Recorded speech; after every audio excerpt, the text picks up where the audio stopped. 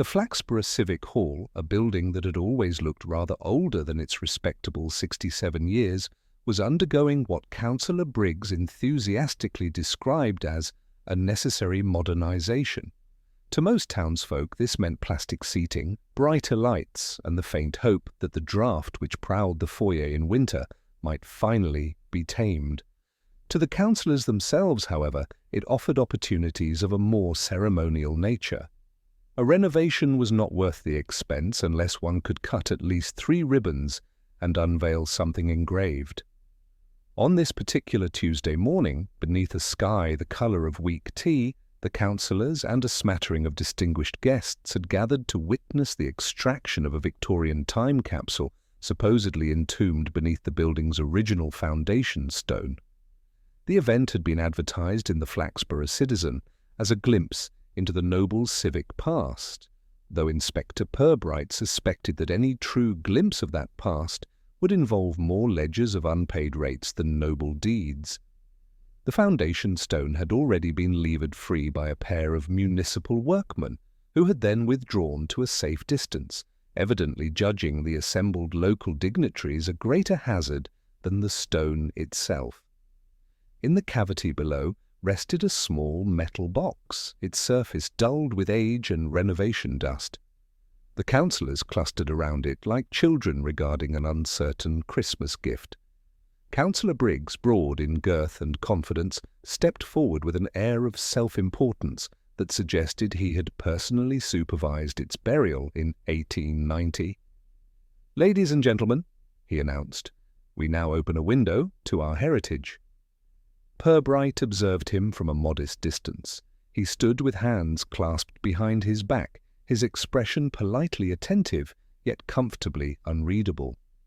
He had attended partly out of civic duty and partly out of a certain curiosity. Time capsules, in his experience, rarely contained anything more intriguing than documents, old coins, and occasionally a faded newspaper predicting the imminent triumph of a political party which had since vanished into the fog of history. Yet there was always the slight possibility of something unusual, though in Flaxborough unusual things tended to happen politely, without fuss.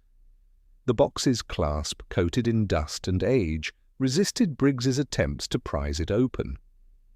After a moment's struggle, during which the councillor's face took on a shade not unlike a boiled beetroot, a municipal employee discreetly handed him a small tool.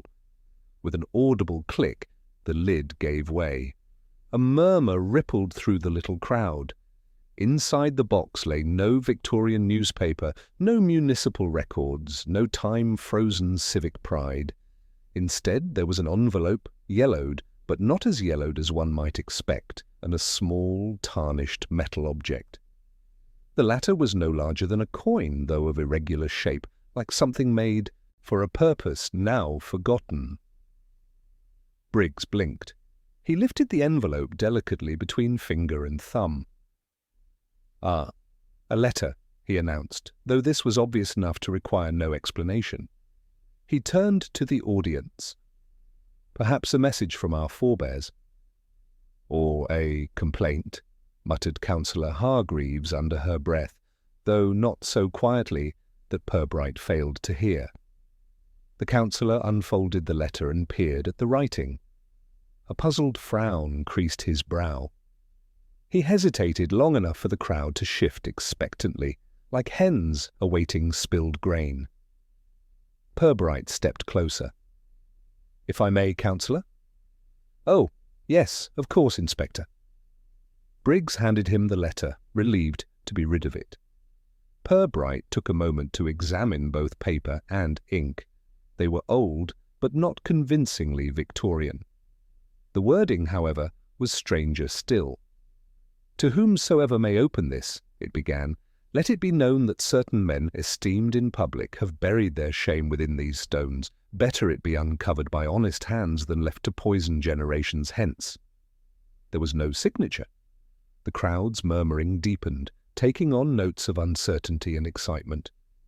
Flaxborough loved nothing more than the hint of scandal, provided it was at least 50 years old and safely unconnected to the present.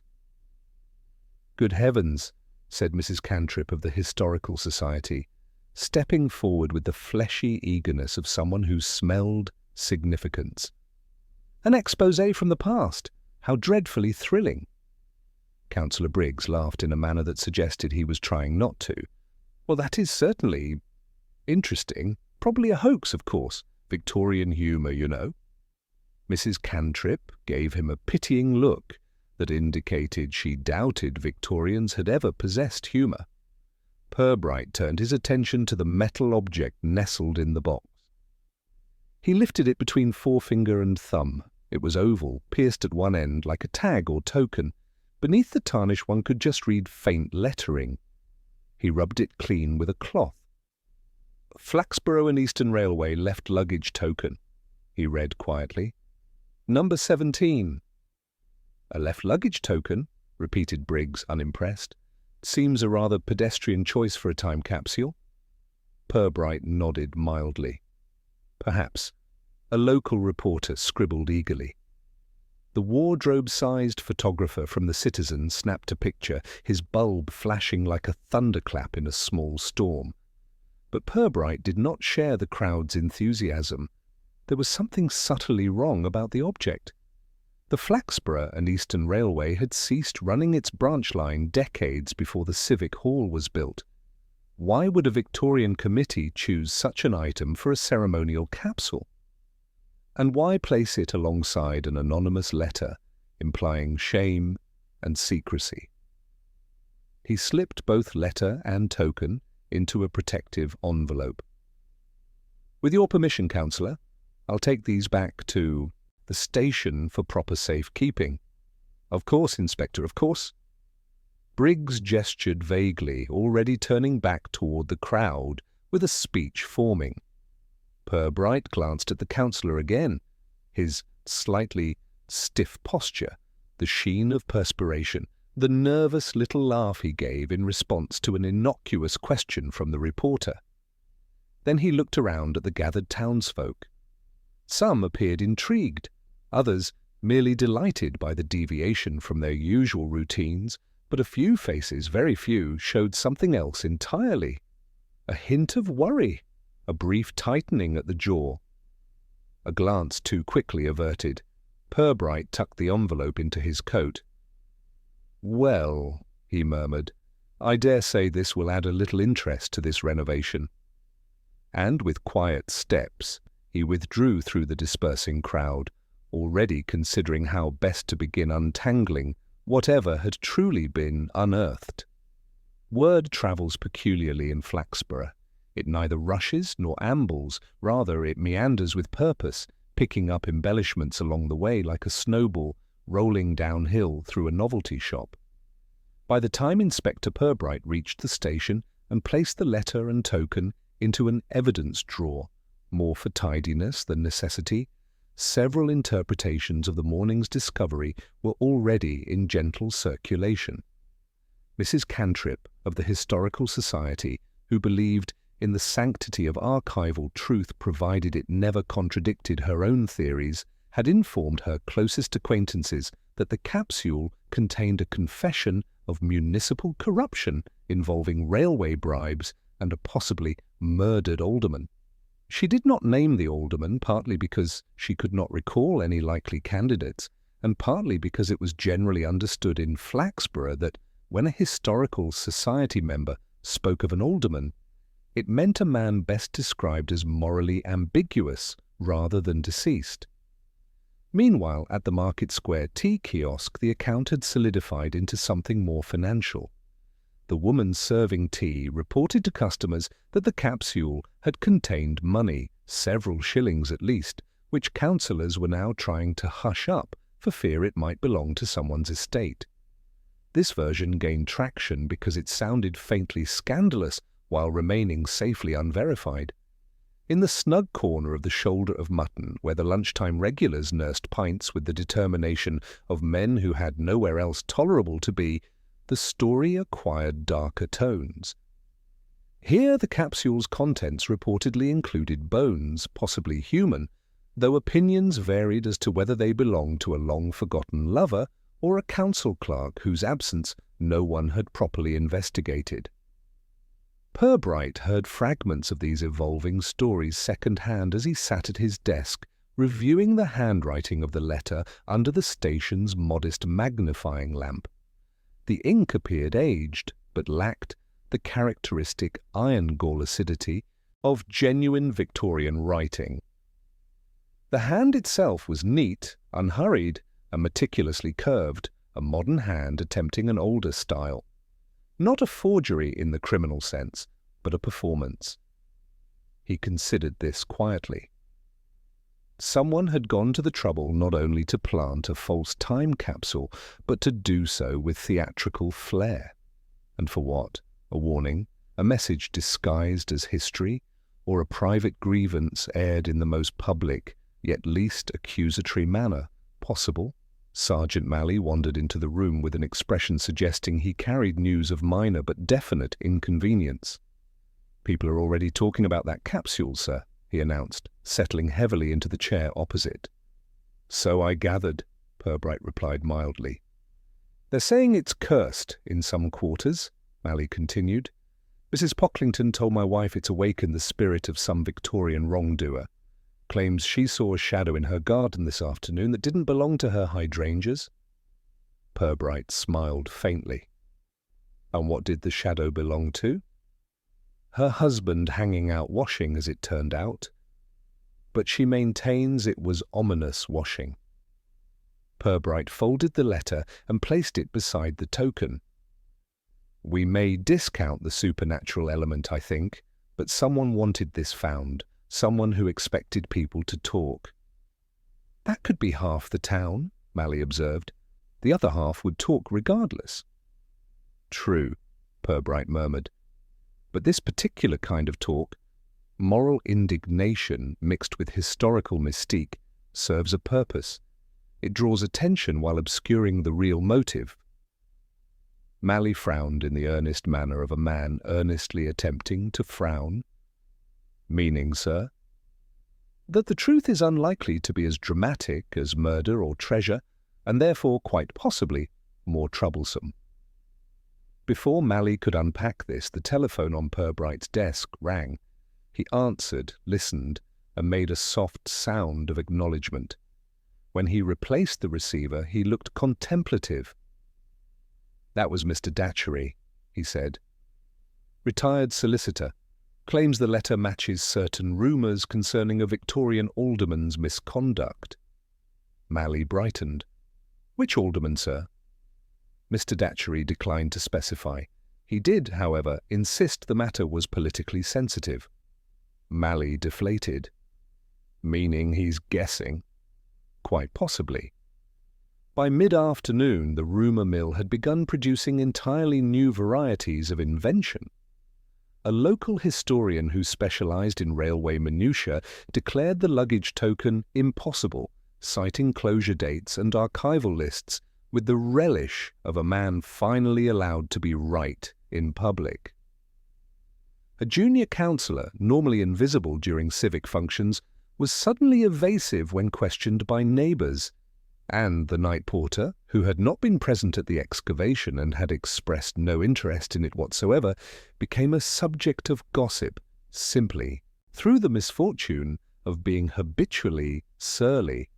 Purbright, after listening to these developments with the steady patience of a man who had endured many years of Flaxborough logic, walked to the civic hall once more. The site was quiet now, the councillors dispersed, the workmen tidying up stray shards of stone. The cavity left by the removed foundation stone looked harmless enough, though an air of unfinished business lingered. He stood there for some minutes, observing the ordinariness of the place. Such discoveries, he reflected, rarely caused immediate disturbance. They seeped, they worked their way into conversation, memory, emotion. They stirred concerns long at rest.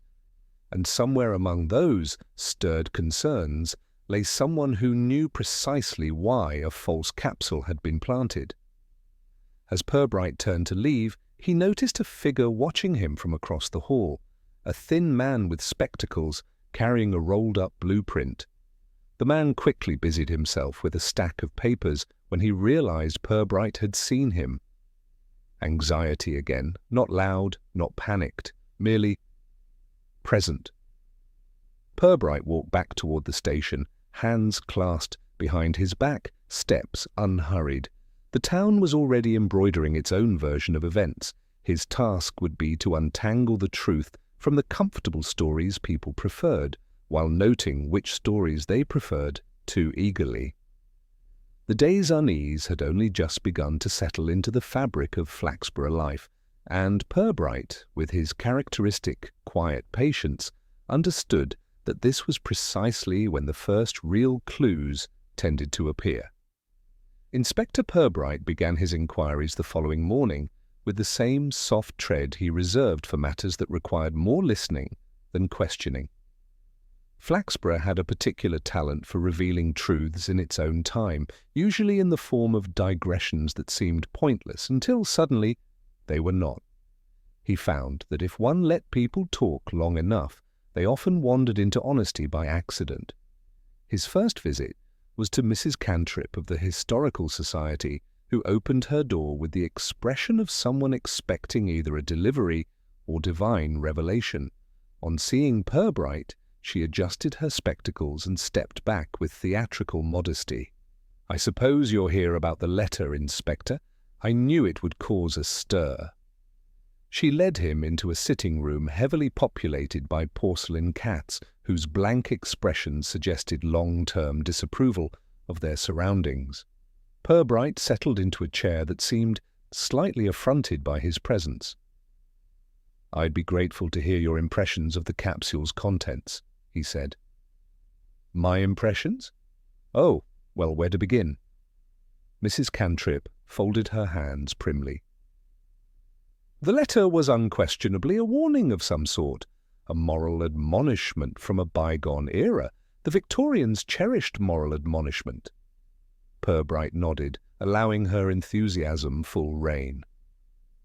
"There were dark whispers," she continued, "about Alderman Harperwick, this would have been the 1890s, concerning improprieties with funds collected for a local orphanage. Nothing proved, of course, but people often left hints in those days, in letters, diaries, capsule inscriptions, anywhere their descendants might find them." "Did Harperwick serve on the council during the period when the Civic Hall foundations were laid?" Mrs. Cantrip hesitated. "Probably not," she admitted. "The dates are a little awkward, but improprieties often linger beyond a term of office." "Indeed," Purbright agreed gently. "If you recall any additional details, please let me know." She gave him a look of intense scholarly promise, though he suspected none would be forthcoming. But she had confirmed one thing: rumours of Victorian misconduct existed, and had existed long before the capsule's appearance. Someone modern, someone attentive to Flaxborough gossip, might have drawn inspiration from them. His next stop was the Civic Hall itself. The renovation work had resumed, though more gingerly than before, as if the builders expected a further cascade of historical artefacts to erupt from the foundations. A junior councillor, Mr. Ellaby, was overseeing matters with the anxious diligence of a man who preferred paperwork to masonry. When Purbright approached, Ellaby nearly dropped his clipboard. "Oh, Inspector, didn't expect you today." "Just a few clarifications," Purbright replied pleasantly. "You were present at the capsule opening?" Well, yes, that is, I was in the hall, toward the back." Purbright let the silence rest in the air. It coaxed more effectively than questions. "I didn't see much," Ellaby hurried on. "Only that Briggs was terribly excited about the whole affair. Councillor Hargreaves said it would end in disappointment, and she wasn't far off." "Did you notice anyone behaving unusually?" "Unusually?" "No, unless you count Mr. Withers, the architect. He's always hovering about." Ellaby lowered his voice. "To be honest, I think he resents the renovations. Says the building has historical dignity we're ruining." but he didn't seem involved with the capsule. Purbright tucked this quietly away. He had noticed Withers the previous day staring from across the hall. Not guilt, perhaps, but something adjacent. As Ellaby departed, still fussing with his clipboard, Purbright wandered into the hall's dusty side corridor, where the municipal offices occupied a warren of rooms built to confuse both visitors and staff. At the end of one such corridor he found the town librarian, Miss Kitteridge, squinting at a stack of old documents. She looked up, guiltily. "Oh, Inspector, I'm just sorting the archives the councillors asked for." Purbright eyed the papers. They were municipal minutes, some dating back to the 1920s, nothing at all to do with Victorian records. Miss Kitteridge's fingers twitched, as if tempted to cover them. "Are those related to the capsule inquiry?" he asked lightly. Miss Kitteridge shook her head too quickly. No, completely different matter. Inventory update. Nothing anyone would find interesting." Purbright watched her for a moment. Her gaze darted toward a locked cabinet near the wall, one containing older documents. Victorian documents. She seemed to catch herself and folded her hands in a posture of librarianly innocence. "I see," he said, because he did. Not what she was hiding, perhaps, but that she was hiding something. He thanked her and left her to her inventory, which she resumed with the tense enthusiasm of someone sorting explosives. By midday, Purbright made his way to his most circuitous source of information, Mrs. Trotman, the widow who occupied the flat above the disused hat shop on Vine Street. Mrs. Trotman possessed an unshakable belief that she had personally witnessed several major crimes over the course of her life, though the police had yet to identify a single one. She ushered him inside with grave solemnity. "I knew you'd come eventually, Inspector. There's something you should hear." Purbright sat with polite expectation.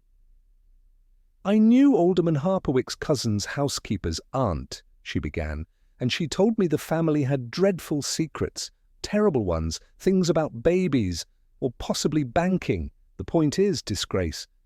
And when I heard about that letter in the capsule, I said to myself, here we are at last, the truth coming out." Purbright listened, making no attempt to steer her narrative. Eventually, amid meandering recollections and misattributed scandals, she mentioned something unexpectedly useful. There was talk years ago about land deeds gone missing, old ones. Some said the council mislaid them, others said someone hid them on purpose. A regular to-do, but it all quietened down. People never want to admit documents go astray. Purbright considered this.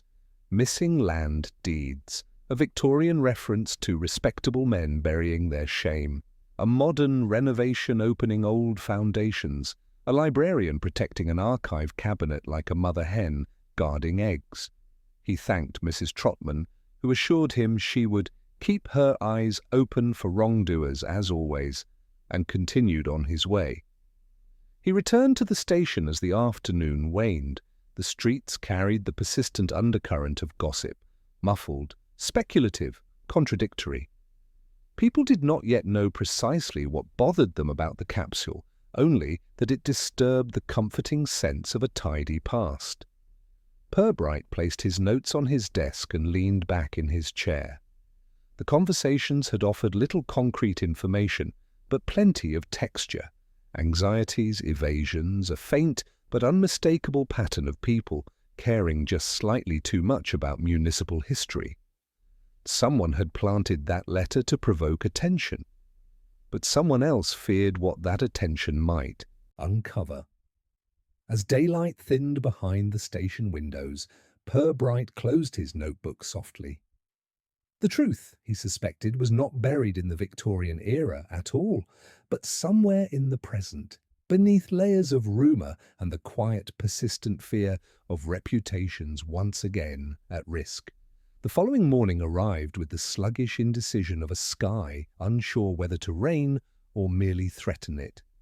Inspector Purbright, having spent the early hours sorting the previous day's notes into neat but tentative categories, was not surprised when Councillor Briggs appeared at the station without warning, nor when he did so wearing the expression of a man bearing both certainty and inconvenience.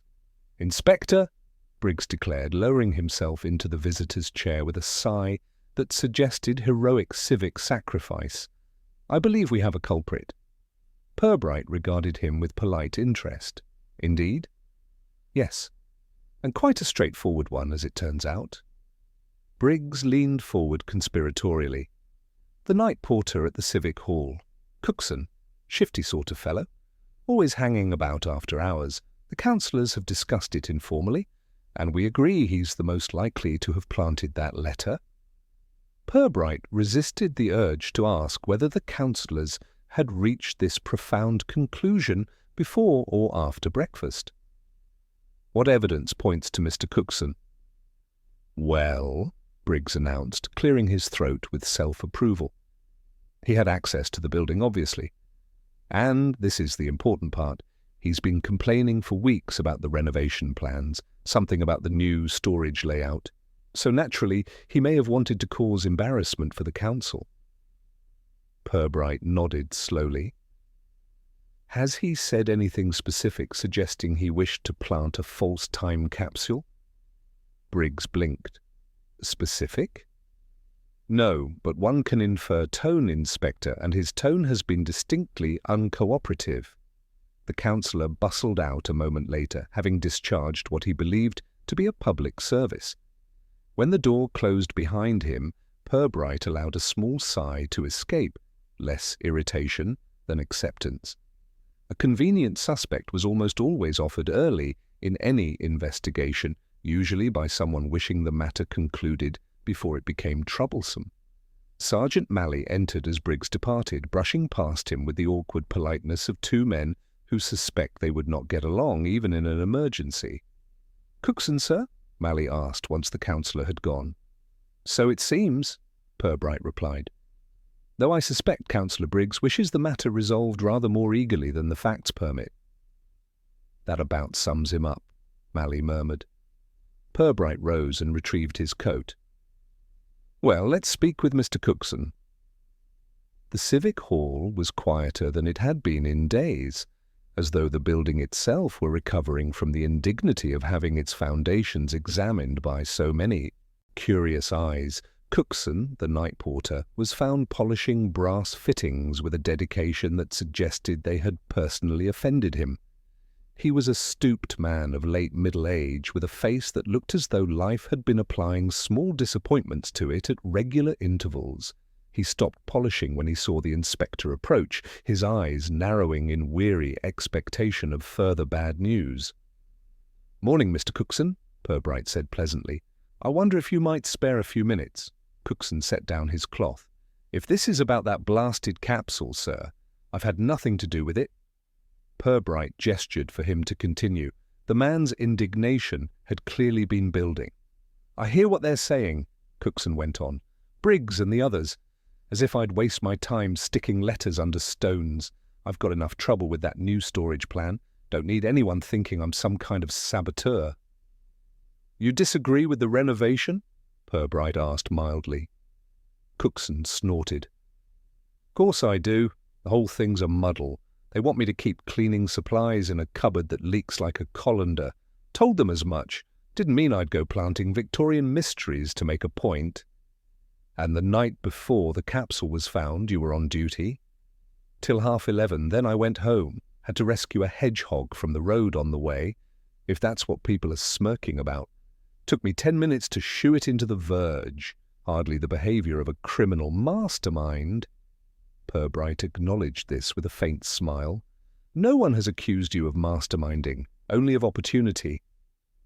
Cookson's jaw tightened. "Opportunity for what? Some councillor's petty panic? I didn't put that box there. And if you ask me, whoever did wasn't trying to cause trouble. More like trying to say something. Only no one wants to listen."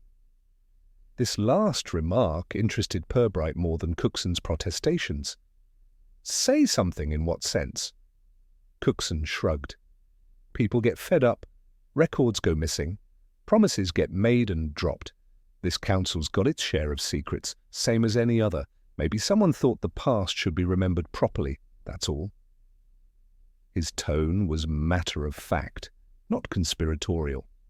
Whatever suspicion clung to him had come from elsewhere. Purbright thanked him, leaving him to his brass fittings, and walked slowly back through the hall.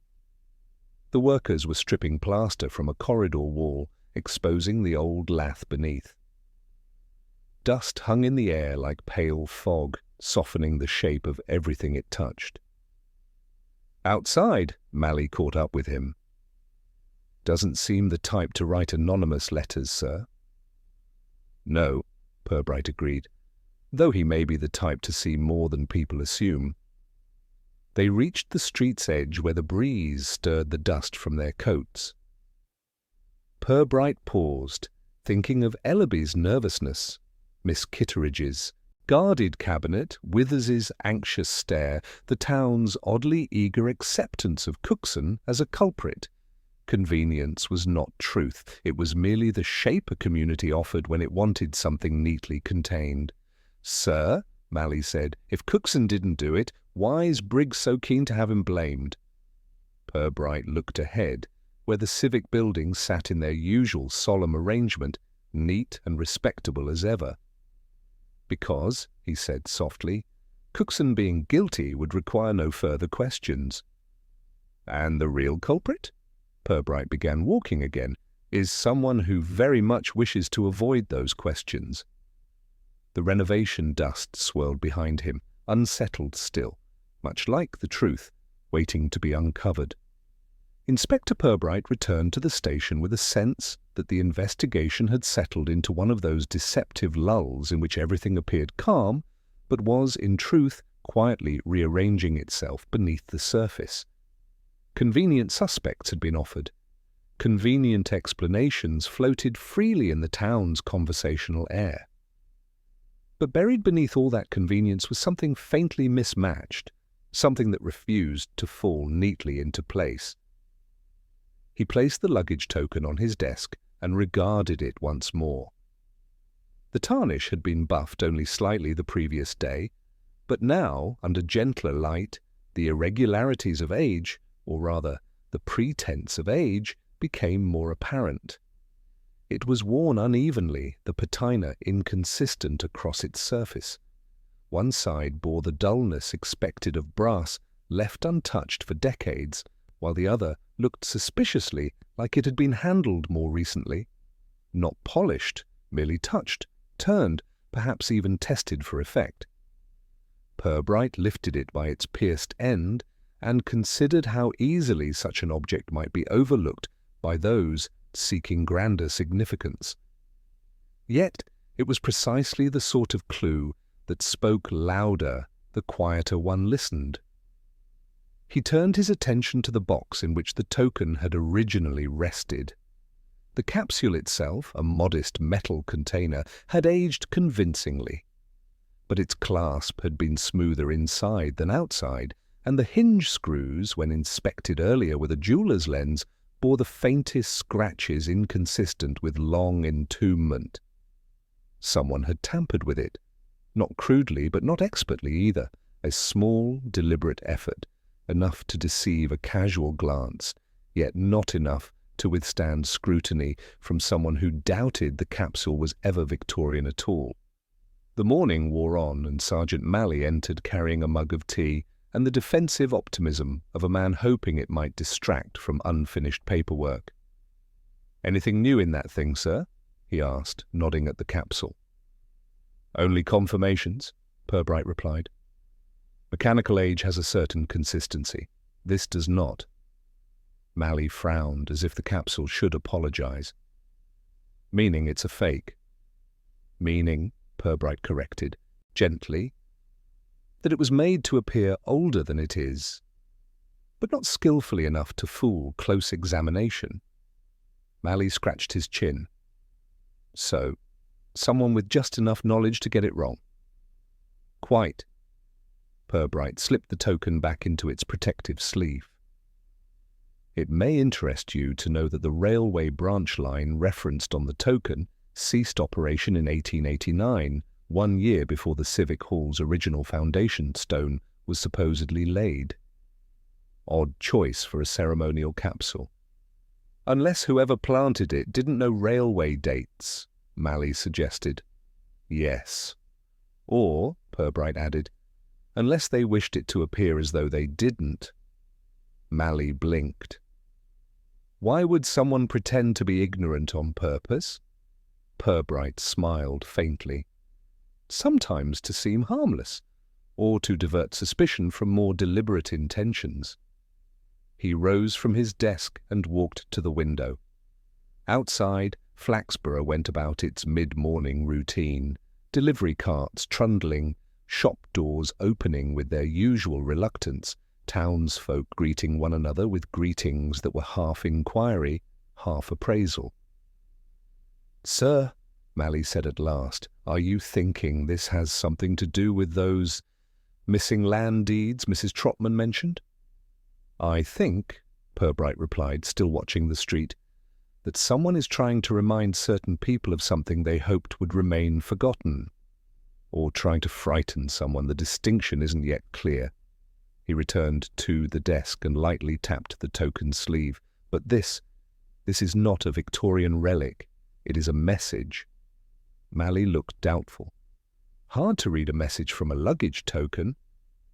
"Not if the message is that the past is being rewritten," Purbright said softly. He thought again of Miss Kitteridge's guarded gaze, the blueprint-clutching architect, the junior counsellor's evasive glances, none of them bold enough for theatrical scandal, but boldness wasn't required for quiet tampering with history.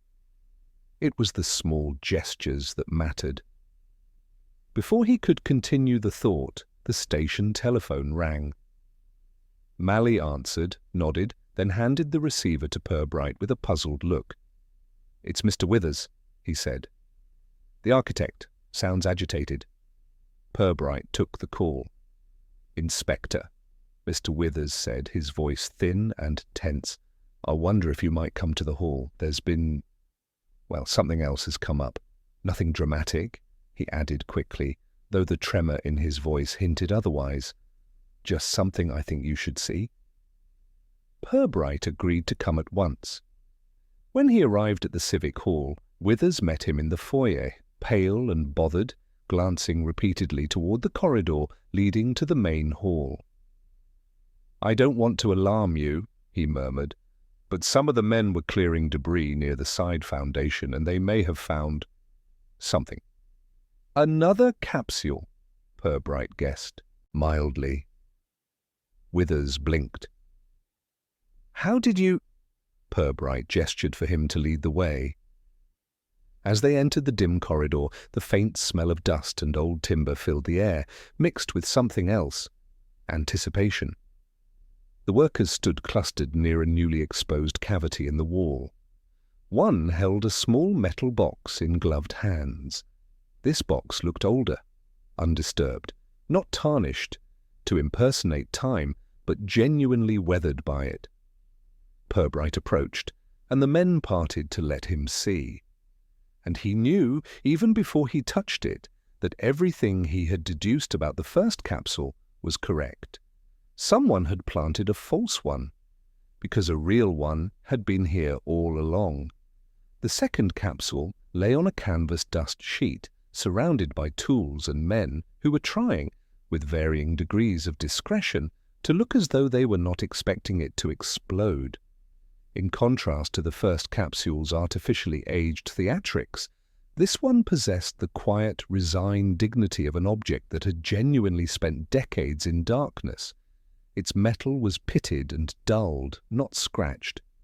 The seams bore the faint imprint of long-settled mortar.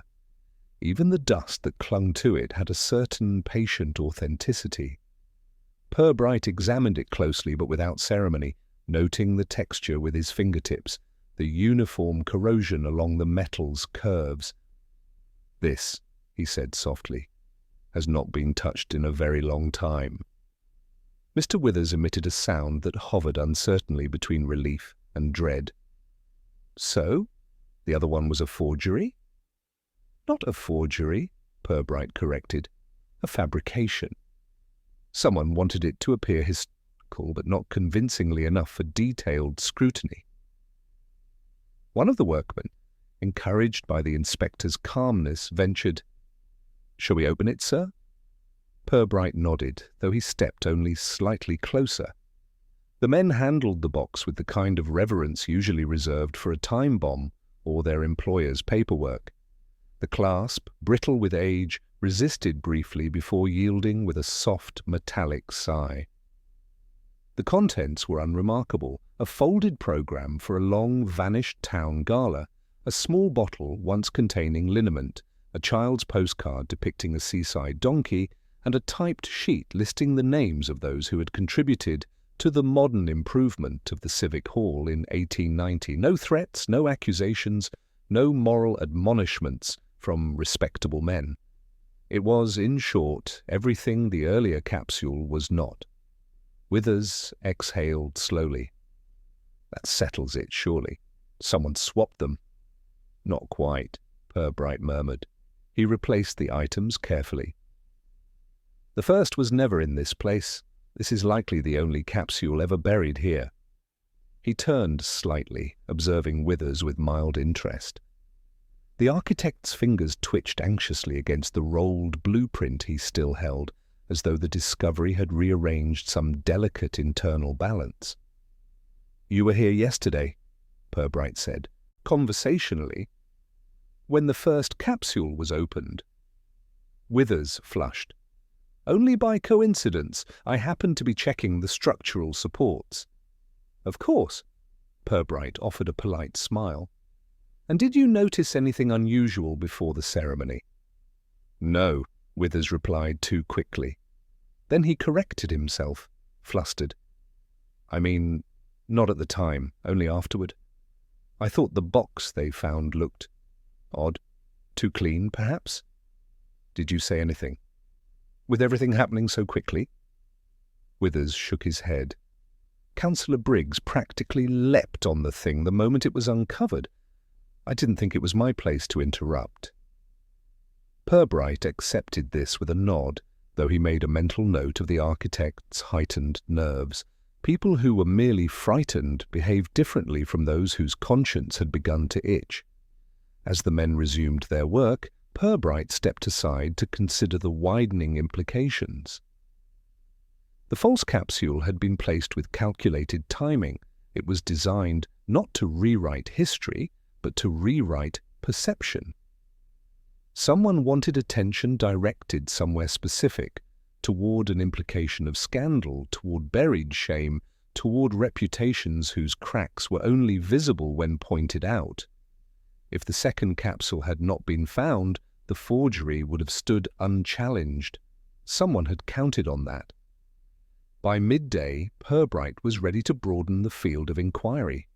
His first visit was to the Flaxborough Local History Society, which occupied a converted storefront whose dusty windows displayed sepia photographs of townsfolk, with expressions suggesting profound disapproval of posterity. Inside, he found 3 members in what appeared to be the midst of a quiet argument about whether a particular Victorian councillor had worn a beard or a chin fringe of indeterminate intention.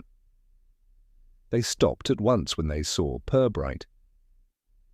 "Inspector," Mrs. Cantrip greeted with triumphant expectancy, as though she had personally engineered the morning's discovery. "We've just been reviewing our files in case the capsule contains references to any overlooked dignitaries." Purbright's gaze swept the crowded shelves. "I'm interested in whether any of your archives list details of the Civic Hall's original construction." "Oh," Mrs. Cantrip said, glowing. "We do, certainly. Minutes from committee meetings, public notices, even a few letters regarding budget overruns. Those in particular are wonderfully detailed." "Would any of those documents have been removed recently?" Purbright asked. "Removed?" She blinked. "Goodness, no. If anything, we've had a shortage of visitors. History is very underappreciated these days. Even Miss Kitteridge at the library has been oddly cagey about lending Victorian material." "Cagey?" Purbright repeated lightly. Mrs. Cantrip nodded. "We asked her last month for access to some railway records. She said they were undergoing reorganization, though I suspect that meant hiding them before we could correct their catalogue errors." Purbright tucked this away. Miss Kitteridge, again, too nervous by half, and protective of documents she had no reason to treat with secrecy. He thanked the society and moved on. His next visit was to Mr. Larch, the retired schoolmaster known to dabble in handwriting analysis and amateur forgery. Larch lived in a neat cottage that smelled faintly of ink and pipe smoke. He answered the door with the suspicious air of someone unsure whether Purbright had come to arrest him or ask him to judge a poetry contest. "I'm not involved," Larch said immediately. "I haven't yet asked," Purbright replied pleasantly. "Well, I'm saying it in advance." Larch stepped aside. "Come in if you must." Purbright entered and glanced around. Books piled in careful disorder, papers stacked like geological strata. On a small writing desk lay a fountain pen and a sheet upon which someone had been practicing Victorian copperplate script. "You collect old writing styles?" Purbright asked. "Study them," Larch corrected. "A man must occupy himself in retirement." "Why?" Purbright placed the anonymous letter from the first capsule on the desk. "Does this strike you as authentically Victorian?" Larch adjusted his spectacles and leaned close. After a moment, he snorted. "No more Victorian than I am Flemish. A modern hand imitating older forms. Quite a decent attempt, mind you, a little too deliberate. The loops are self-conscious, and whoever wrote it was right-handed but tried to exaggerate the leftward slant." "Could you replicate this style?" Larch's eyebrows rose. "Easily, but if you're asking whether I wrote it, the answer is no. I don't embroil myself in civic melodrama." Purbright nodded. "Do you know anyone who might?" Larch considered. "Someone with superficial knowledge, someone who wanted the letter to appear old without caring whether it truly matched the period." "Someone like a counsellor?" Purbright asked mildly. Larch gave a short, dry laugh. "Counsellors don't write. They issue statements." Purbright left shortly after, carrying the letter with renewed appreciation for its deliberate clumsiness, a forgery that did not intend to deceive experts, only the inattentive. Meant to stir emotion, not withstand inspection. By late afternoon he visited the library again. Miss Kitteridge stiffened when he approached her desk, her hands fluttering nervously over a stack of cataloguing slips. "Inspector, back so soon?" "I'm following a small matter of record-keeping," Purbright said. "I understand certain Victorian materials may be undergoing reorganization." Miss Kitteridge's eyes darted toward the locked cabinet again. "Ah, yes, they're not presently available." "May I ask why?" Her voice thinned. "Some documents are fragile. They require careful handling." Purbright studied her quietly. Fear, not deceit, trembled beneath her surface. Fear of what might be found, or of what someone had asked her to conceal. "I would appreciate access when possible," he said gently. She nodded too quickly. As Purbright stepped back into the street, he breathed in the crisp evening air. The field had indeed expanded. Architects, librarians, historians, counsellors, hobbyists, all with small secrets, small motives, small anxieties. And somewhere within that web, someone had crafted a false relic to tug gently but deliberately at the threads. The real history was beginning to surface, and with it, the modern concerns someone very much wished to keep buried. Miss Kitteridge discovered the disturbance before anyone else did, which was exactly in character. The librarian had always been the first to notice things going astray, whether they were books, rumours, or the occasional misplaced town map. She arrived at the library before 9, as she did most mornings, and found the small room beside the archive, where the oldest municipal documents were kept, both ajar and oddly cold. The lock showed no violent break. Rather, the brass had been turned with a key and then replaced with a care that suggested the intruder wished to appear as though nothing at all had happened. She called Purbright with a voice that wavered between professional alarm and personal injury. "Inspector, someone has been in the cabinet," she said. "Some of the deeds are missing." Purbright arrived within 20 minutes, his coat still damp from a sceptical drizzle. The library smelled of dust and lemon polish, a scent he associated with small institutions that treated silence as a virtue. Miss Kittredge led him to the cabinet. She opened it with hands that trembled in a manner reserved for those who had spent their lives in orderly rows and now found themselves confronted with an irregularity. Inside, several folios lay in tidy disarray. Where once a sealed bundle of land deeds should have been, there was a shallow gap. It was not, Purbright noted, a theft performed for immediate gain. None of the other items, parish records, school registers, local petitions, had been disturbed. Someone had gone to the precise place of the documents they wanted and removed them carefully, as though they had rehearsed the gesture. He examined the shelf and the cabinet door. The hinge fittings bore the faint trace of a foreign smudge, something like chalk mixed with a darker residue. He dabbed at it with his handkerchief. It came away, faint and stubborn, leaving a pale streak. "Not an amateur," he said, more to himself than to Miss Kittredge. This was done by someone who knew the collection and where to find the deeds, or by someone who had a list. Miss Kittredge's eyes filled. "But who would—" "The deeds are old. They're rarely consulted. They meant nothing to most people." "Not to most people," Purbright agreed, and his voice hardened with the small gravity he reserved for facts that altered the shape of an investigation. "But to those dealing in land in recent years, they can mean quite a great deal." He continued to inspect the cabinet. On the inner shelf he found, tucked behind a row of climate reports, a scrap of paper with a single line typed on it: "Keep digging, no signature." The tone was less a threat than a direction, impersonal yet purposeful, as though someone were instructing themselves rather than issuing a threat to another person. "What do you suppose that means?" Miss Kittredge asked, voice small. Purbright considered. "Either the person who took the deeds wants someone to continue searching, or they want us to know that something beneath our feet is relevant. It's a nudge, perhaps, provocation. Either way, it suggests the theft is connected to the Capsule affair."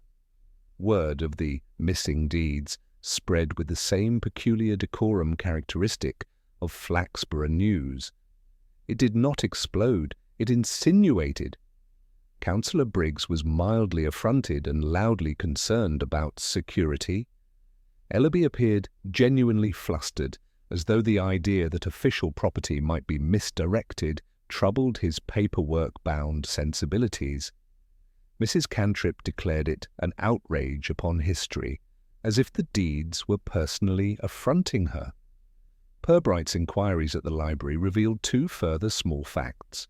The cabinet could be opened by any one of 3 people with keys: Miss Kittredge herself, the Civic Hall custodian, and Mr. Datchery, the retired solicitor who maintained a habit of consulting historical documents for reasons he described as occasional professional curiosity. The custodian Cookson protested with the wounded dignity of a man accused of idle scandal that he had been at home the night before, hedgehog rescued and tea consumed. He produced an alibi of uneven strength but sincere simplicity. The key factor was that the cabinet's brass bore the mark of careful handling, not crude force. The second fact was more disquieting. A neighbour had noticed a van parked outside the library between midnight and 2 in the morning. The driver had been seen speaking briefly with a man the neighbour identified only as Mr. Selwyn, the developer who had recently expressed keen interest in acquiring a strip of land adjacent to the Civic Hall. Selwyn, when Purbright visited his office, was cordial and flustered in the practised way of those accustomed to financial inconvenience. "I was only there to consult on measurements," Selwyn said, hands rubbing together. "Those deeds are ancient. They can't possibly affect modern titles." "Ancient deeds can affect modern titles if boundaries are ambiguous," Purbright replied, "especially when development is imminent." Selwyn's eyes flickered. "We have all necessary permissions," he assured, too quickly. "If anyone is attempting to interfere with my work, I will... well, I resent that, but I had nothing to do with any theft." Purbright left with the impression Selwyn's indignation was genuine and his annoyance selective. The developer was not a man to commit an inelegant crime himself. His hands were too clean, but someone connected to him or to his project might be less particular. That evening, Purbright convened a small, quiet meeting at the station. He asked Mally to draw up a list of those with keys to the library cabinet, to check the van's registration details, and to see who had been in contact with Selwyn in recent weeks. He wrote down the names in his neat script: Cookson, Miss Kittredge, Mr. Datchery. He added, in a different ink, Mr. Selwyn and Councillor Briggs. All were connected, if only by the thin threads of civic routine. Outside, the town hummed on with its practised civility. Behind closed doors, however, nerves tightened. The theft made the Capsule affair more immediate. It suggested that someone was not content merely to provoke gossip, but was willing to alter records. The idea of missing deeds carried with it an uglier promise than anonymous letters, the possibility that the past could be edited to benefit the present. As Purbright sat in his office that night, the typed scrap lay before him under the magnifying lamp.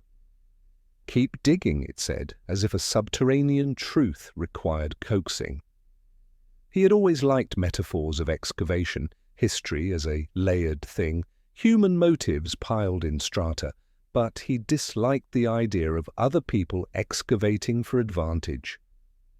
He made a note to speak with Mr. Datchery at first light. If anyone in Flaxborough had reason to hide or retrieve old deeds, a retired solicitor accustomed to their faint, legal ghosts might know more than he let on. The theft narrowed the field and, bone by bone, began to point toward the modern builders of reputation and the modern manipulators of records. Outside, rain began again, steady and small, and the town's familiar shadows lengthened as if to conceal newly exposed things. Inspector Purbright did not hurry home that night. Instead, he remained in his office long after the station had settled into its habitual evening quiet, the sort that was neither oppressive nor restful, but simply present, like an old clock, ticking unnoticed until the moment one listened for it. He sat with the scrap of typed paper before him, the stolen deeds noted in Mally's uneven handwriting, and the memory of the real Capsule's harmless contents freshly anchored in his thoughts. It was not the theft itself that occupied him, nor even the peculiar message left behind, but the shape of the anxiety running through Flaxborough. It was not the sharp anxiety of immediate danger, but a subtler one, the apprehension felt by those who carried past misdeeds, however small, and who feared the past might yet be examined under a clearer light than they wished. Flaxborough, in Purbright's long experience, was a town that curated its own history with the same care its residents applied to their hedges, trimmed neatly, presented attractively, and trimmed again whenever the edges showed signs of straying into untidy truth. Reputation was currency here, sometimes valued more than money, always valued more than accuracy. He leaned back in his chair and closed his eyes briefly, letting the thread settle. The first capsule, forged and planted, had not been intended to withstand expert scrutiny. Its purpose had been symbolic: to provoke discomfort, to stir dormant suspicion, to remind certain individuals that the past could be weaponized. Whoever created it had chosen a tone that suggested moral reckoning, not personal vendetta. It was theatrical, yes, but purposefully vague, enough to set the town murmuring. The second incident, however, the theft of the deeds, was no performance. It had been incised with precision, carried out quietly, without flourish. That was not a gesture meant for the public eye. That was intervention, correction, perhaps even erasure. He turned the typed scrap over. "Keep digging," not a taunt. The tone lacked mockery. It read almost like instruction, a reminder, or an plea. Someone wanted him to continue the investigation, yet that same someone had removed documents that might have resolved it, unless the removal was meant not to obstruct him entirely, but to guide him, to see whether he would notice the gap and follow its implication. He thought again of Miss Kitteridge's fear, Mr. Withers's nervous glances, Councillor Briggs's eagerness to assign blame, the librarian's trembling reluctance, Mr. Datchery's legal familiarity with old records. Each of them had reacted not with shock to the capsule, but with an immediate, instinctive caution. Like people walking past a mirror, they had not expected to reflect them so clearly. Purbright rose, walked to the window and parted the thin curtain. The street lamps cast their modest pools of yellow light on the nearly empty road. A single figure passed beneath one lamp, hunched against the rain, the identity blurred by the drizzle into anonymity. It struck him then that Flaxborough's secrets did not reside in dramatic wrongs, but in small, cumulative evasions, the sort that people committed not out of wickedness, but out of the vague hope that untidy truths would remain safely unexamined. Human nature, he thought with mild resignation, was rarely malicious. It was often merely convenient. People tidied their stories, edited their pasts, sealed away mistakes, hoping never to reopen them. And now, someone, for motives still concealed, had begun prying up those old stones. He returned to his desk and reviewed the first capsule's letter once more. Its language had been chosen carefully, not criminally accusatory, but morally suggestive. Respectable men of the borough buried their shame. It fit Flaxborough all too comfortably. A warning about the dangers of forgetting, or a nudge toward a specific, still buried truth. The scraps of contradictory behavior replayed themselves: Selwyn's defensive courtesy, the architect's pale agitation, Mrs. Cantrip's proprietary delight, Miss Kittredge's protectiveness toward the archives. Not one of them told a simple lie. Instead, they told partial truths, omitted pieces, adjusted emphasis. Even Cookson's prickly protestations rang genuine, not the sound of innocence, but the sound of a man whose grievances belonged to petty frustrations, not clandestine schemes. Purbright folded his hands behind his back, a familiar posture of contemplation. If the false capsule was designed to provoke moral discomfort, and the stolen deeds to provoke legal ambiguity, then both pointed towards someone who understood Flaxborough, its rhythms, its pride, its vulnerabilities. Someone who did not wish to destroy reputations, but to compel acknowledgement of something quietly buried, long before the Civic Hall's foundation stone was laid. But what? A boundary dispute, a misappropriated parcel of land, a forgotten transaction. Whatever it was, the forged capsule tried to shame it into view. The stolen deeds tried to hide or expose it more selectively. He realized then that he had been thinking of the culprit as a single individual, but the threads did not weave neatly into one person's hands. They overlapped too broadly across civic and social lines. It was possible, more than possible, that the culprit acted alone, but the motive, that was distributed, shared across years. Someone might be seeking justice on behalf of a long-settled slight. Someone else might fear the consequences of a forgotten error resurfacing. The past had not simply been buried, it had been handled by too many hands. He extinguished the desk lamp and prepared to leave. The rain had softened into a misty drizzle. As he stepped outside, he felt certain of only one thing. The false capsule and the stolen deeds were not separate incidents. They were complementary gestures, one public, one private, pulling him toward a single quiet but persistent truth. Someone wanted history corrected, someone else wanted history preserved, and between them the present had begun to fracture. Inspector Purbright rose early the next morning with the same quiet resolve he reserved for days when patience alone would not draw a truth to the surface. There were times when the polite meandering of inquiry had reached its natural limit, and a different tactic, still polite, still gentle, but more deliberate, was required. A nudge, as he liked to think of it, something that would unsettle the person whose conscience had begun to itch.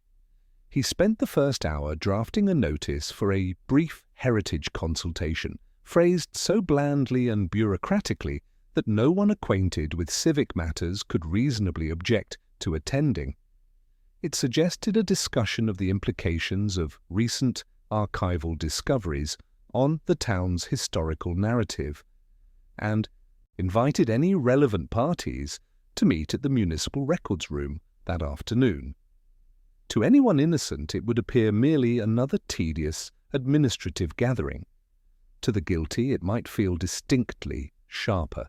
He arranged for Miss Kitteridge to deliver the notices to the individuals most likely to react: Councillor Briggs, Councillor Hargreaves, Mr. Selwyn, Mr. Datchery, Mr. Withers, and Mrs. Cantrip. Each accepted their invitations with varying degrees of curiosity and discomfort. Purbright observed their expressions quietly, storing them away. Miss Kitteridge herself displayed a tremor of nervous relief when she saw who else had been invited, as though she no longer felt singled out in her anxiety. By 3 o'clock, the small meeting room had taken on the atmosphere of a gathering no one wished to attend, yet no one dared avoid. The Municipal Records Room was not a handsome space. With its faded green paint, metal filing drawers, and faint smell of polished dust, it resembled a place where enthusiasm went to lie down. Purbright chose it precisely for that reason. Guilt had a way of echoing more sharply in unadorned surroundings. He stood at the far end of the room as the attendees arrived. Mrs. Cantrip entered first, smoothing her cardigan with academic pride. Mr. Withers arrived next, visibly pale, clutching his blueprint tube like a lifeline. Mr. Selwyn strode in with the brisk confidence of a man rehearsing indignation. Councillor Briggs came puffing in, muttering about yet more unnecessary consultations. Councillor Hargreaves followed with the crisp efficiency of someone who attended such gatherings purely to document everyone else's mistakes. Finally, Mr. Datchery appeared, leaning on his cane, his eyes sharp with legal habit. Purbright greeted each with his unfailingly gentle courtesy and invited them to sit. "I appreciate your attendance," he began, folding his hands behind his back. Recent events concerning the Civic Hall renovation, notably the matter of the capsules, have prompted a brief review of our records. In doing so, we have encountered certain inconsistencies. A collective stillness settled over the room. Purbright continued, his tone mild enough to deflate suspicion while precise enough to attract attention. It appears that some historical documents relating to early municipal land allocations have either been misplaced or removed. This is not in itself alarming. Archives age, records wander, people make mistakes. He paused, watching their reactions. However, the timing of their disappearance is noteworthy. Selwyn shifted. Withers swallowed. Miss Kitteridge's hands tightened around her notebook. Briggs stared resolutely at the table, as though hoping stubbornness alone might protect him.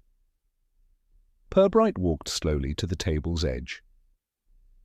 In addition, the first capsule, the one discovered during the ceremony, has proven to be a fabrication. The contents were not Victorian. They were placed recently, perhaps within weeks. This was not news to all present, but saying it aloud lent it a new kind of weight. Mrs. Cantrip's lips parted in scholarly scandal. Well, who on earth would go to such lengths? Purbright let the question linger. Someone who wished to draw attention to what lies beneath the surface, not metaphorically, but quite literally. Someone who wished to remind the town that certain matters were deliberately buried. He surveyed the room again. Small details revealed themselves, Selwyn's jaw tightening, Briggs's fingers drumming, Withers's breath catching, Datchery's gaze sharpening, Miss Kitteridge's shoulders tensing, Hargreaves's pen hovering motionless over her notepad. Each reaction carried its own small confession.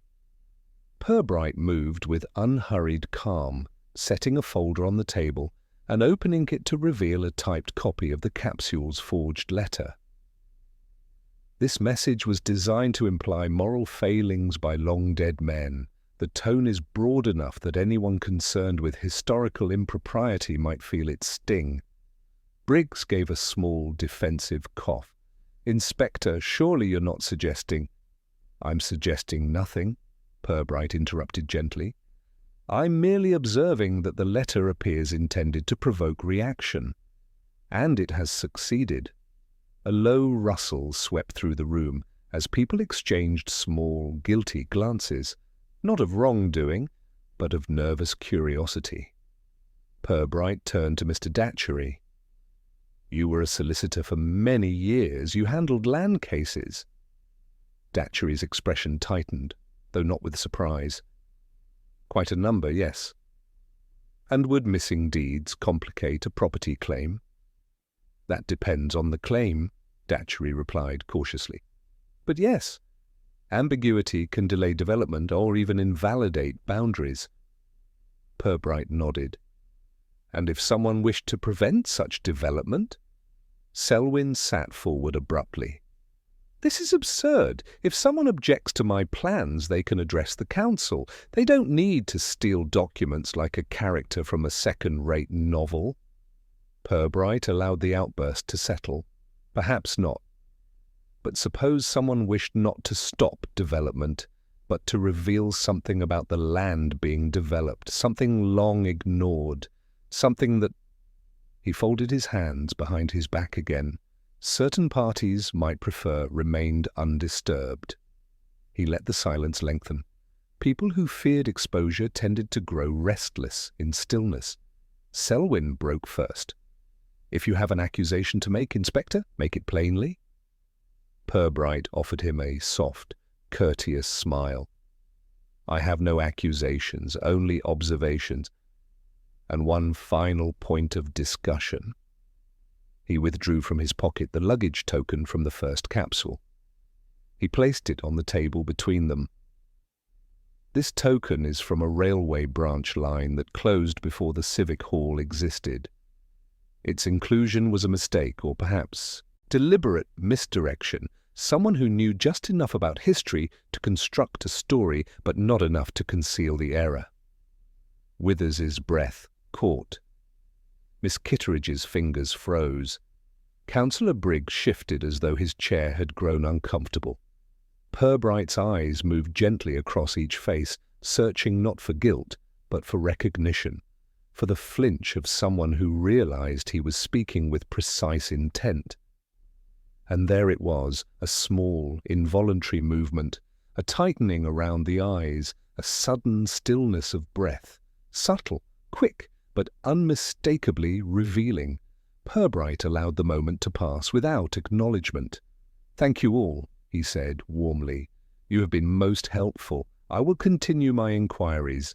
You will be notified if the matter requires any further statements."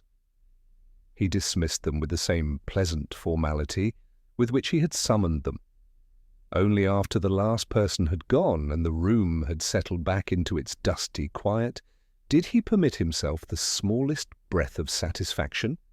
He now knew who had planted the false capsule, but more importantly, he knew why. Inspector Purbright allowed a full day to pass before arranging the conversation he had been preparing since the moment he observed that small, telling flinch in the records room. Time, he found, had a way of softening the brittle edge of fear, just enough that truth could be coaxed out with greater ease. Too soon, and a guilty mind retreated. Too late, and it hardened. He chose the late afternoon of the following day, a soft hour, inhabiting neither urgency nor leisure. He invited Mr. Datchery to the municipal records room, this time alone, without audience or subtle performance. The retired solicitor arrived with the measured tread of a man accustomed to courtrooms and consequences. He carried his cane lightly and wore an expression of polite resignation, as though he suspected the reason for the summons, but intended to maintain dignity until the matter settled itself. "Inspector," Datchery greeted, removing his hat, "I assume this concerns our recent adventures in archaeology?" "In a manner of speaking," Purbright replied, indicating the same table where the group had convened before. The room felt different now, emptier, quieter, the shadows of the filing cabinets longer in the weak afternoon light. Datchery seated himself carefully. Purbright placed a small folder on the table but did not open it. Instead, he regarded the older man with gentle curiosity.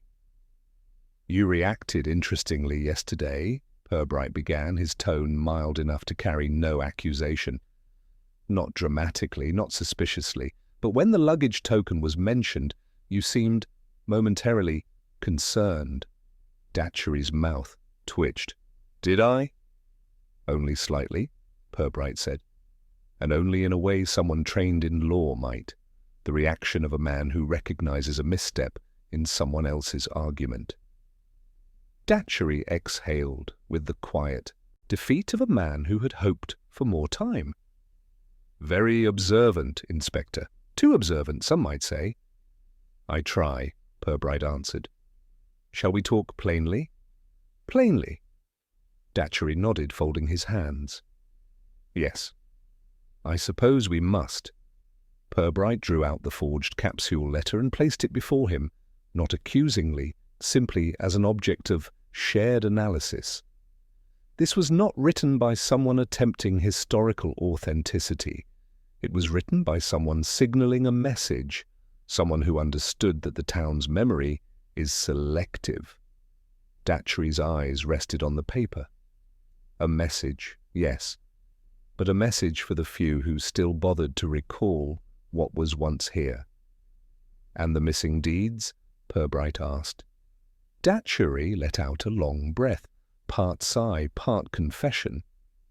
"You know what those deeds concern, Inspector?" "I know they relate to the parcel of land behind the Civic Hall," Purbright replied, "and that the boundaries are flexible, conveniently flexible for someone wishing to develop the area." Datchery nodded. "Flexible because certain adjustments were made more than a century ago. Adjustments that were never recorded openly, only hinted at, tucked into the margins of documents no one was meant to check too closely. A Victorian indiscretion? A Victorian convenience?" Datchery corrected. "The aldermen of 1890 were fond of rearranging things, funds, land, and occasionally reality, to suit their needs. The Civic Hall's construction was not entirely above board. Some parcels were acquired dubiously, others were exchanged quietly, a few were appropriated outright." His voice remained calm, but the weight of long-guarded information lingered in every syllable. Families benefited, reputations flourished, and the truth was tidied away. "Until a false capsule appeared," Purbright said gently. Datchery gave a small, sad smile. until someone decided that the town had been allowed to misremember for long enough. Purbright watched him. Someone? Or you? Datchery did not look surprised. Inspector, I am old. I have lived through 6 decades of this town's selective amnesia. I served as legal advisor to men whose grandfathers built their wealth on blurred boundaries and undocumented transactions. I kept quiet because that was the expectation of my profession and of Flaxborough society. But when Selwyn and his associates began sniffing around the Civic Hall expansion with an eye toward profit, I saw history preparing to repeat itself. So you planted the first capsule to force public attention? Purbright asked. Yes. Datchery said it with the weary candor of a man who had finally dropped a burden. But not to humiliate anyone. I merely wanted the town to hesitate, to ask questions, to remember that its past was not as clean as its plaques suggested. And the deeds? Purbright asked quietly. That, Datchery replied, was not me. Purbright paused. Not you? No, Datchery said firmly. I wanted the truth exposed carefully. Whoever took those deeds wanted the truth obscured, or delayed, or redirected. The inspector absorbed this. 2 actors, 2 opposing intentions, one seeking exposure, another concealment. Do you know who might have taken them? Purbright asked. Datchery's eyes narrowed thoughtfully. Someone with more to lose than I have, someone who inherited the benefits of those old irregularities, someone who panicked when the capsule appeared and decided to hide what was left of the paper trail. Purbright considered the list. Briggs, Hargreaves, Withers, Selwyn, Miss Kitteridge. One of them, or someone close to them, felt threatened enough to steal the deeds. Datchery leaned back. Yesterday, when you mentioned the railway token, I realized your reasoning was too precise for you not to suspect the capsule was mine. A mistake, that token. I chose it to look old, but I misjudged the date. Forgive an old man his imperfect research. No forgery is perfect, Purbright replied softly.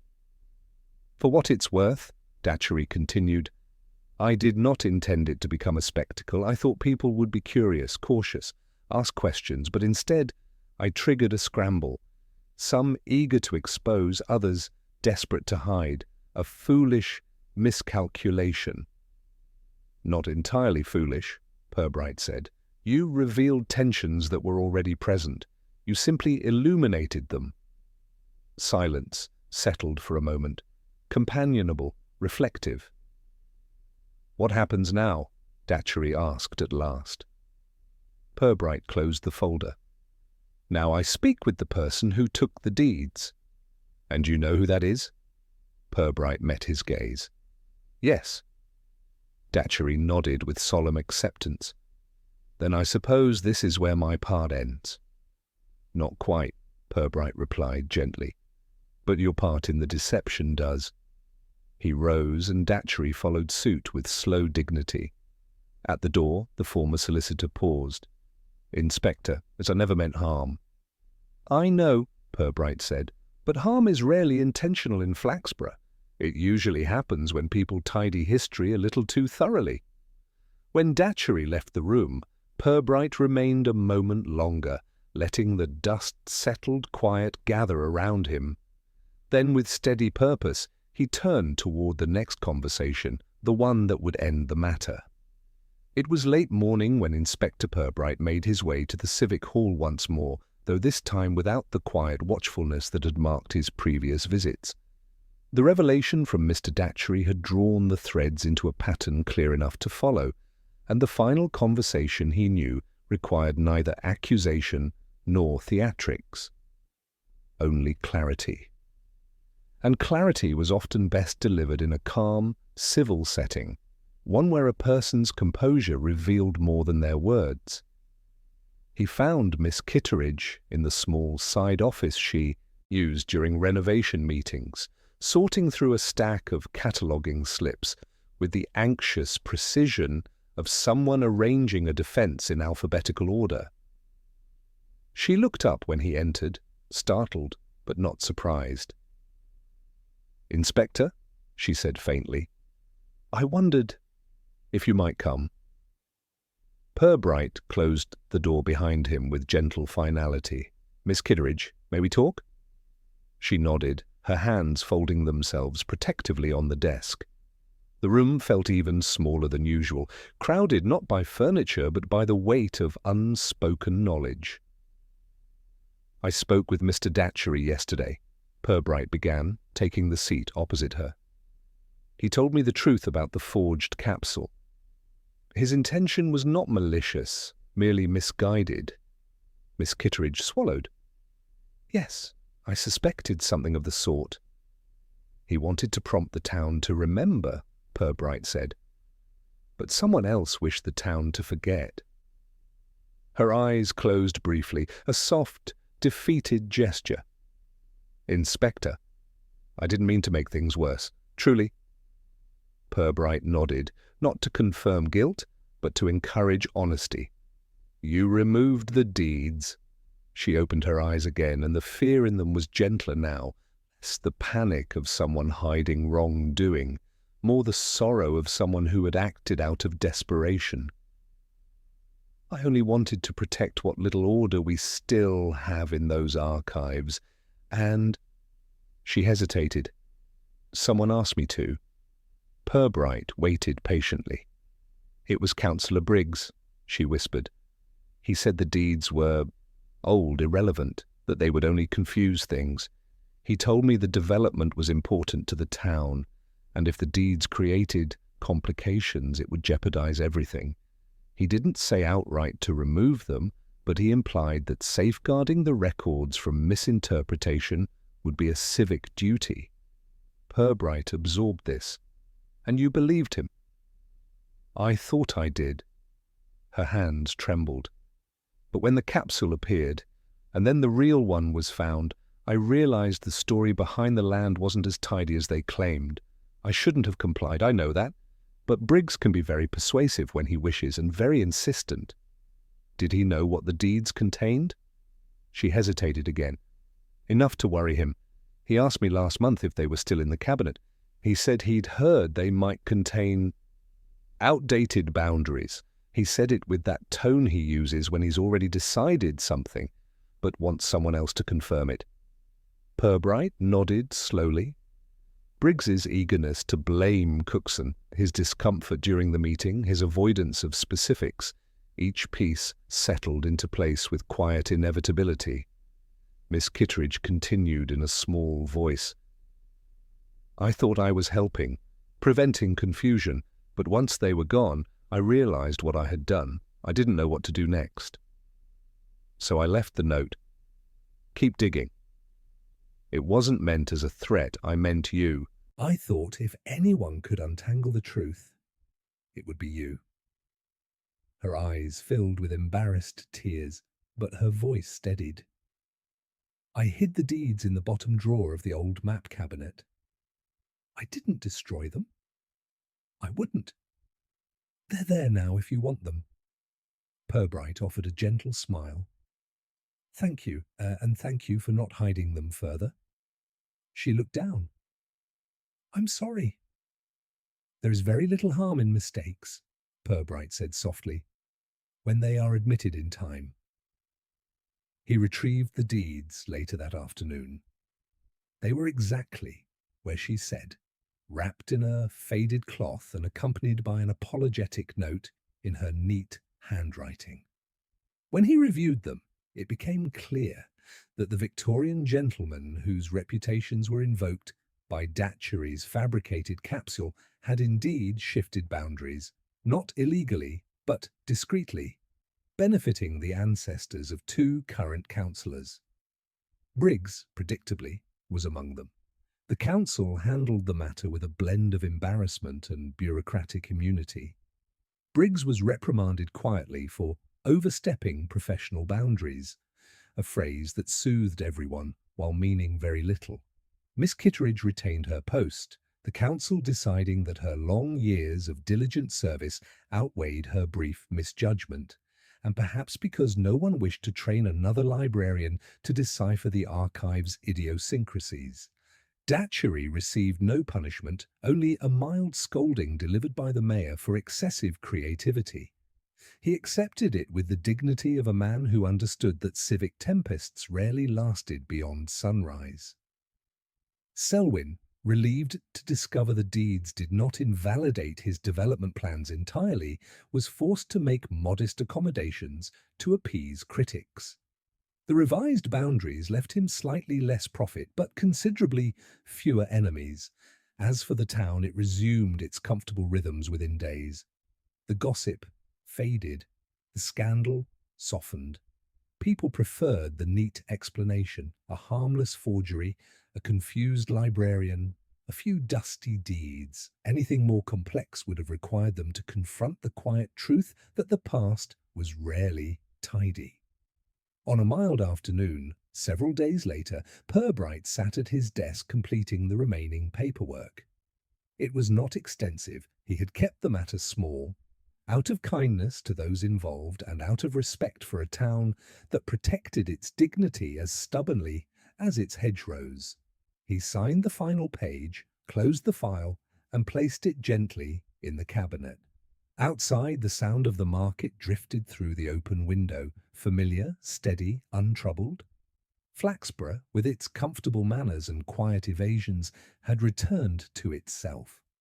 Purbright stood, stretched his back and reached for his coat. The case had ended not with dramatic revelation, but with a soft, inevitable settling of truth, much like dust returning to an undisturbed shelf. It suited him. The quieter endings were often the most honest. He switched off the lamp, stepped into the corridor, and closed the office door behind him.